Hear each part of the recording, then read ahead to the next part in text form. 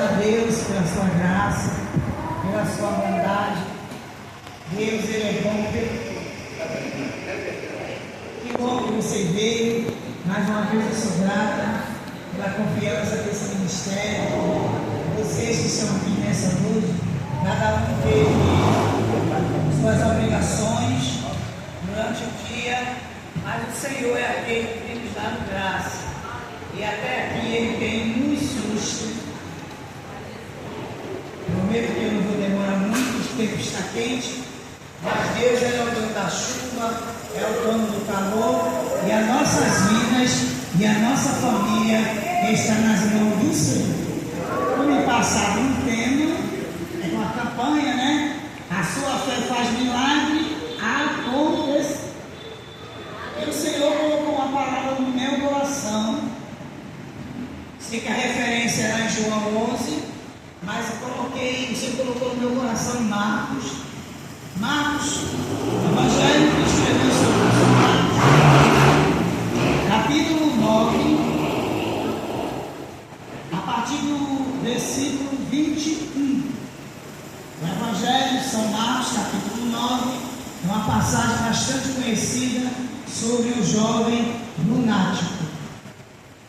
A partir do versículo 21, fala assim: e perguntou ao pai dele: quanto tempo há que lhe sucede isto? E ele lhe disse: desde a infância. E muitas vezes tem lançado no fogo e na água para o destruir.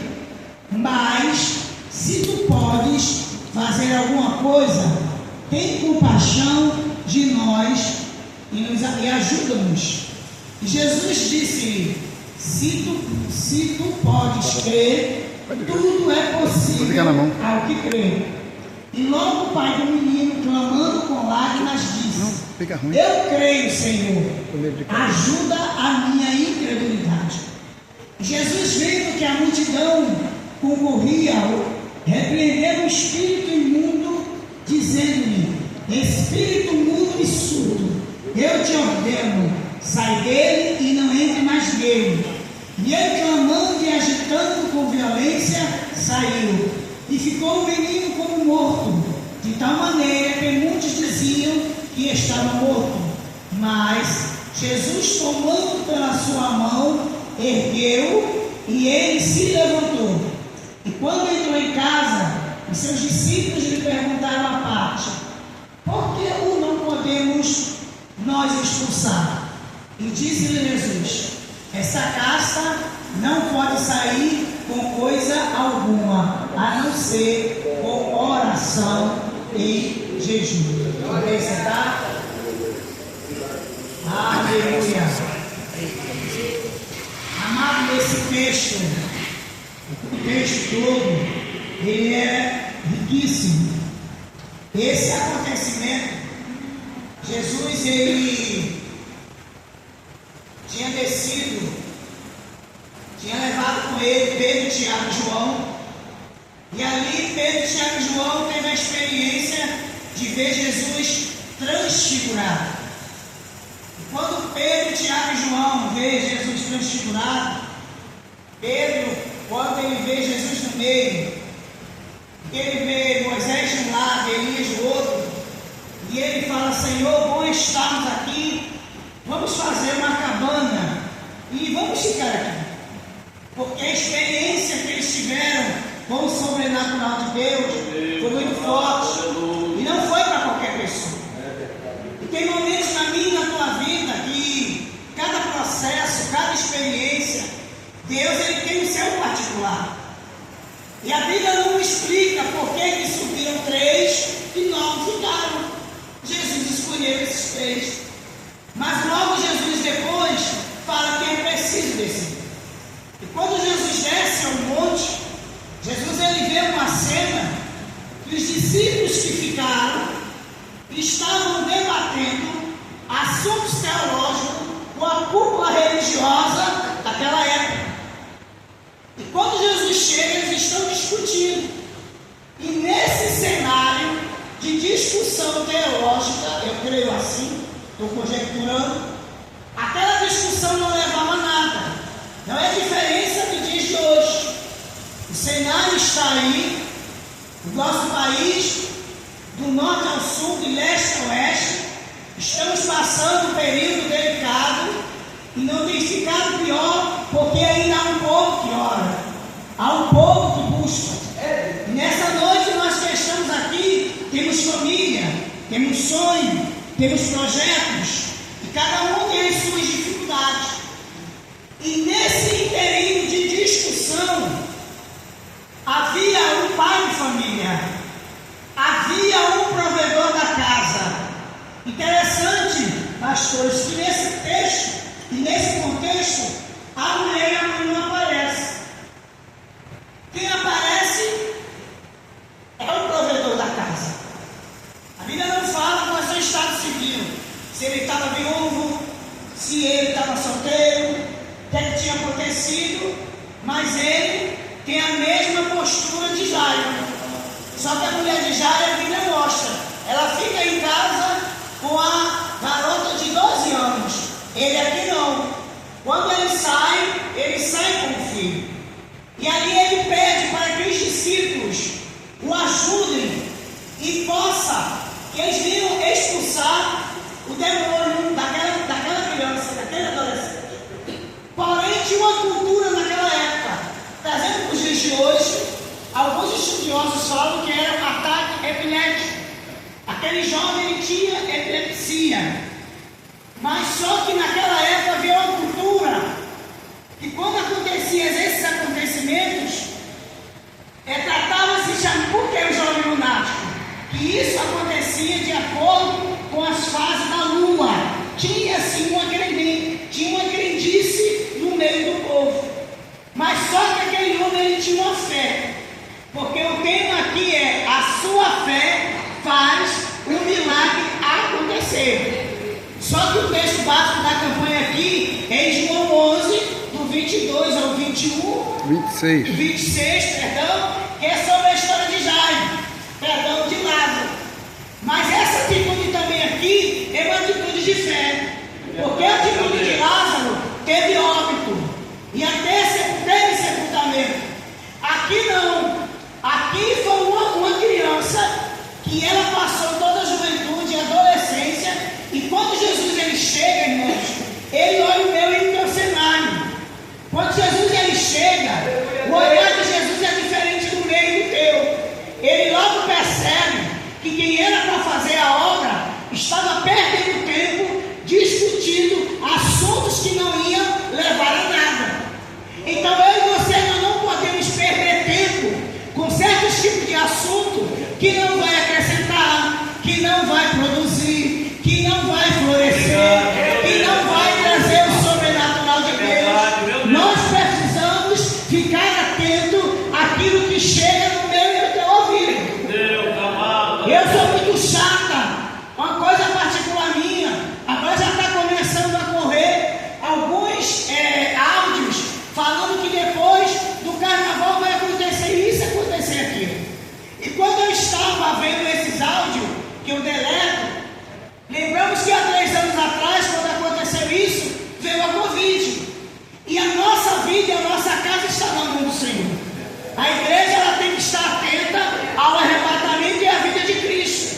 Porque a minha e a tua vida pertence a Ele. E Ele é o dono da igreja. No dia que Deus vê que a igreja ela não vai mais suportar essa terra imunda, Ele vai preparar e Ele vai nos levar. Então há um desespero, há um passo-a-passo de áudio, que isso é falta de vigilância. Porque a visão do crente ela não é terrena, ela é eterna, ela é celestial. Porque nós tivemos o privilégio de passar por uma peste que pegou o mundo todo e levou milhares e milhares de pessoas. Então Deus, há 3 anos atrás, poupou a mim e a poupou você. E por que Deus não recolheu? Porque Deus ainda tem propósito na minha e na tua vida, e a gente não pode perder tempo com algumas coisas corriqueiras dessa vida que tiram o nosso foco. Então, quem era para ficar na torre de vigia? Quem era para levar o poder de Deus? Quem era para interceder por aquele jovem? Estava perdendo tempo discutindo lei com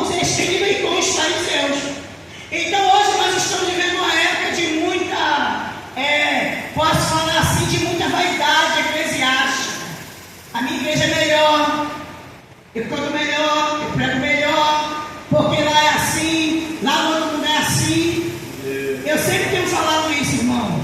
Desde que eu vim, quando o Senhor permitiu, eu vim do estado de Pernambuco, já vai fazer 30 anos que eu congrego no mesmo lugar.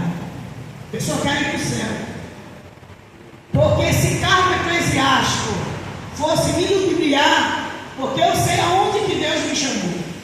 Eu sei aonde que Deus me plantou, aonde que eu tenho que produzir, como florescer. Então não adianta eu estar me iludindo, querer sair do propósito de Deus para receber uma unção a mais, colocado por homem, quando Deus ele ensina Paulo, para ele não se apressar a estar concebendo muitas pessoas, e por causa dessa pressa e de comichão, famílias têm sido dizimadas, pessoas têm perdido o ministério, pessoas têm ficado pelo caminho, porque não foi, Deus não chamou para determinado ofício.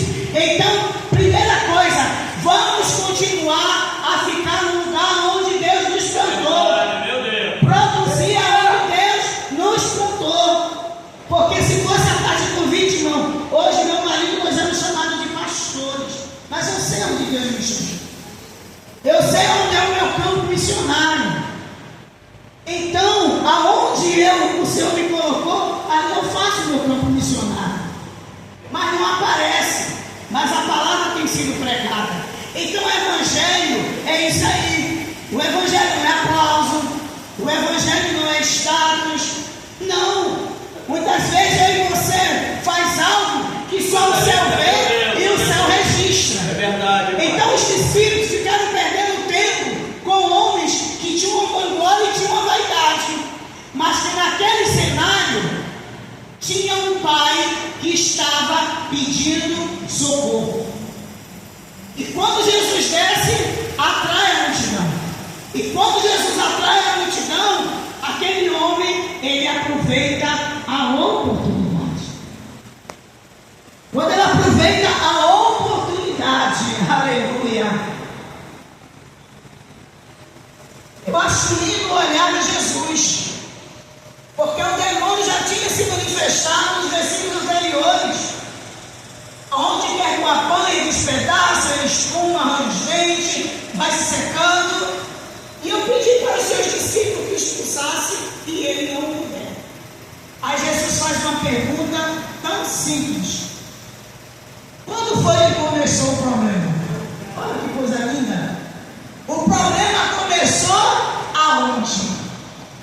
Desde a infância.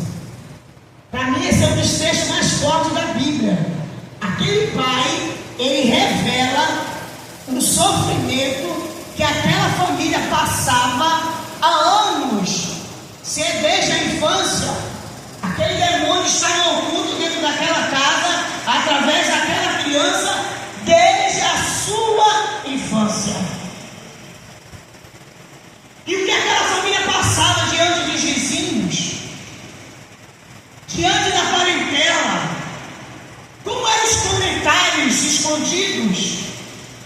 Porque enquanto eu e você está aqui, tem pessoas que fazem comentários, tem pessoas que não me suportam, que faz parte do processo, tem pessoas que acham que a gente está à toa, mas eu tenho aprendido que nós não somos anjos, ainda estamos na busca de varão perfeito. E você sabe como é que está a tua casa, eu sei como é que está a minha casa, eu sei aonde que eu preciso de ajuda, na minha vida e na vida da minha casa. E nós não podemos maquiar o problema, e ele revela-se, Senhor, desde a infância. E diante do poder de Deus, o demônio se manifesta na vida daquele jovem. Jesus o expulsa e Jesus o liberta, porque ele fala: Senhor, aumenta a minha fé, tira a minha incredulidade. Porque, irmão, passar por luta em processo não é fácil. Só Deus sabe o que aquele pai de família passava. O que aquele pai de família passava no trabalho? Quando ele entrava na sinagoga, talvez, quando ele foi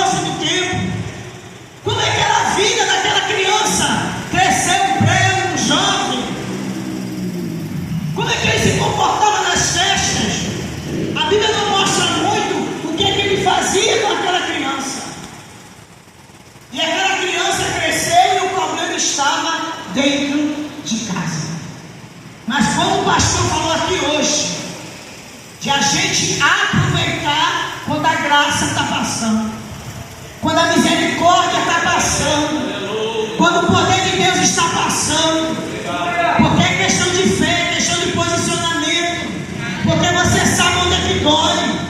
A gente sabe quando a gente chora, muitas vezes escondido, porque eu sempre falo, a mulher tem um processo, mas o homem também tem outro, porque cada um na sua casa tem a sua qualidade e tem a sua responsabilidade. Então aqui a Bíblia nessa noite nos mostra um provedor de uma casa, um pai de família, que vai procurar socorro pela vida do seu filho. Ele não se conforma com a situação, porque o cenário que aquele homem encontrou não era um cenário muito bom.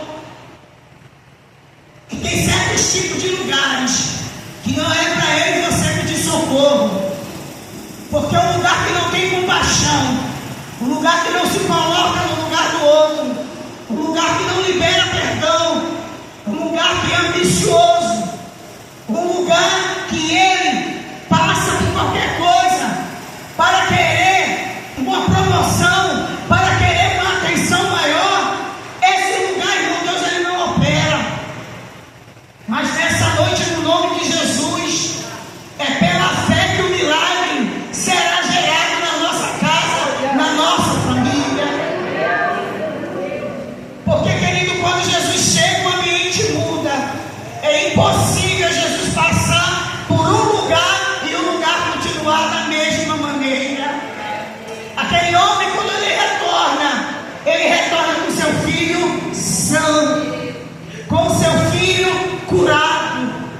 E a Bíblia aqui nos ensina, estamos vivendo agora um modismo muito grande, onde os versículos estão sendo tirados, alguns são trocados, aonde jejum não precisa mais, orar não precisa mais. Eu amo a medicina, admiro a medicina, eu estudo, mas nada substitui o poder do Espírito Santo. Nada substitui o poder do Espírito Santo. Uma terapia é boa, você vai no psicólogo, você trata, mas a gente muitas vezes na hora do desespero, mas a Bíblia diz, lançando sobre ele toda a vossa ansiedade, que ele tem cuidado de nós. Isso é o Espírito Santo cuidando da nossa mente. Lançar a ansiedade, lançar a preocupação, lançar o medo, rasgar o coração, tirar a maquiagem e falar, Senhor, está doendo aqui, eu estou cansado de orar, de clamar, porque orar e buscar não cansa. Aquele pai estava cansado. A gente que é pai, que é mãe aqui, que é uma criança, vai se jogar, se cortar, querer se lançar no fogo. Se fosse hoje, tudo hoje o povo faz vídeo, não tem compaixão da família. Se alguma pessoa vai embora, se acontece alguma tragédia, as pessoas vão passando. Isso é falta de amor. Mas a igreja do Senhor, a visão é diferente. Estamos aqui numa quarta-feira, aonde a natureza está gritando. Domingo eu fiz 54 anos.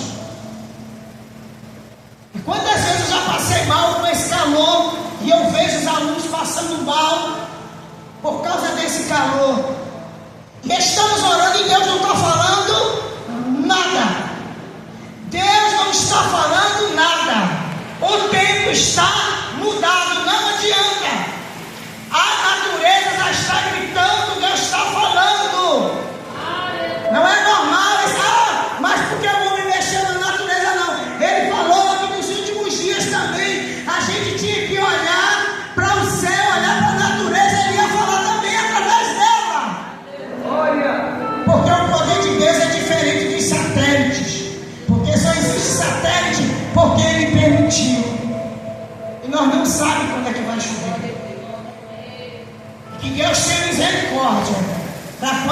chover, vi uma chuva seródia, vi uma chuva temporão, vi uma chuva que venha nos abençoar, que não venha destruir as nossas casas, que o raio não venha cair na cabeça dos nossos filhos, que não venha uma destruição da chuva, mas que nessa noite que o céu está escutando, que venha uma chuva para nos trazer frescor, que venha nos trazer alívio, que venha ser uma chuva no nome de Jesus, que talvez em você possa ter uma manhã de chuva.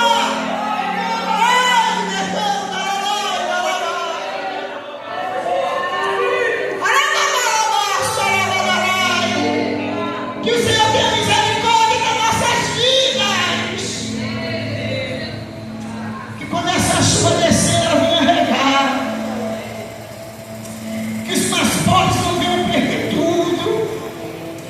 Que aqueles que moram nos morros, que moram nas beiras daqueles rios, daquelas águas sujas, que não venha, porque os barrancos não venham cair, famílias venham ser dizimadas, pessoas vivas venham ser pregadas. Que o Senhor venha ter misericórdia do Brasil, do Estado do Rio de Janeiro. Estamos entrando nessa semana, nessas festividades aí que toma conta do Brasil, com tantas invocações para os demônios, mas a igreja ela continua de pé, e aonde eu vou, onde escuto, eu só oro. Eu falo, Senhor, tenha misericórdia, porque cada um deles, irmãos, ele precisa de Jesus igual a mim e a você. Aquelas vidas precisam de libertação também. Eles precisam ter esse encontro com Cristo. E eu tenho orado para que algum dos meus não vá, para que Deus tenha misericórdia, porque talvez aí você não tenha nenhum lunático dentro de casa, mas estão afastados, estão tragados pela bebida, pelo vício do cigarro, da maconha, pela pornografia, pela rebeldia, por essas doenças malignas, psicomáticas, que é uma geração que tem tudo, como pobre, a família dá de tudo, mas são a maioria dos jovens deprimidos, se cortando, tirando as vidas, não aceita nada dos pais, comida não presta, casa não presta, roupa não presta, celular não presta. E nós que somos mais antigos, de uma geração que era jovem e adolescente, a gente não tinha nada disso e nós sobrevivemos. E que geração é essa, irmão? Tem que orar, colocar a nossa casa em ordem.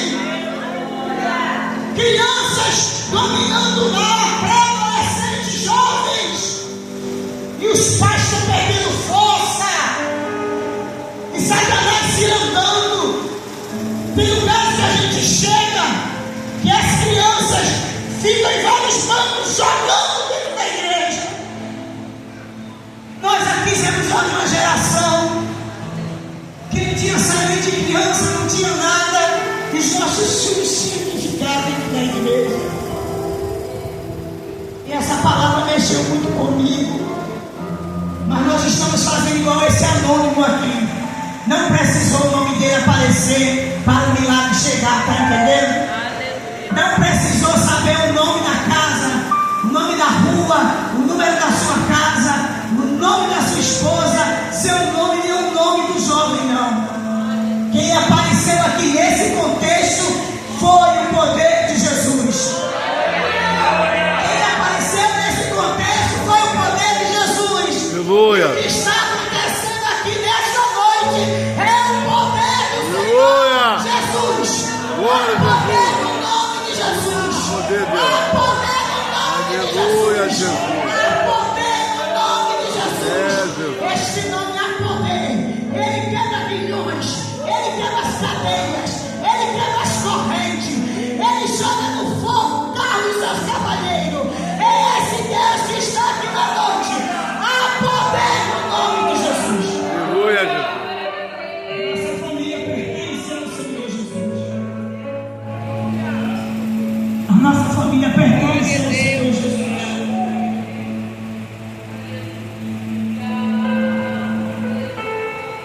Vamos vigiar com as vozes externas. A maior dificuldade da igreja hoje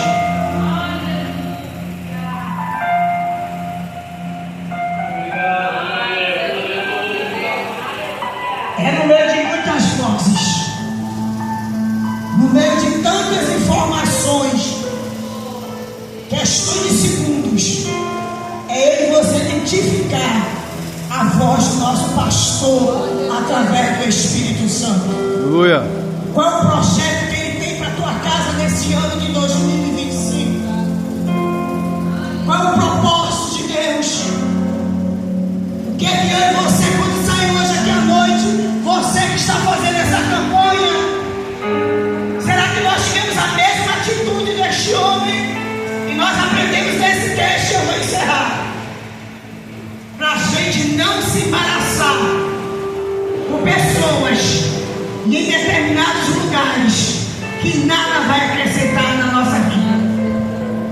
Vamos vigiar para que a gente não fique embaraçado em lugares e pessoas que não tenham alinhamento.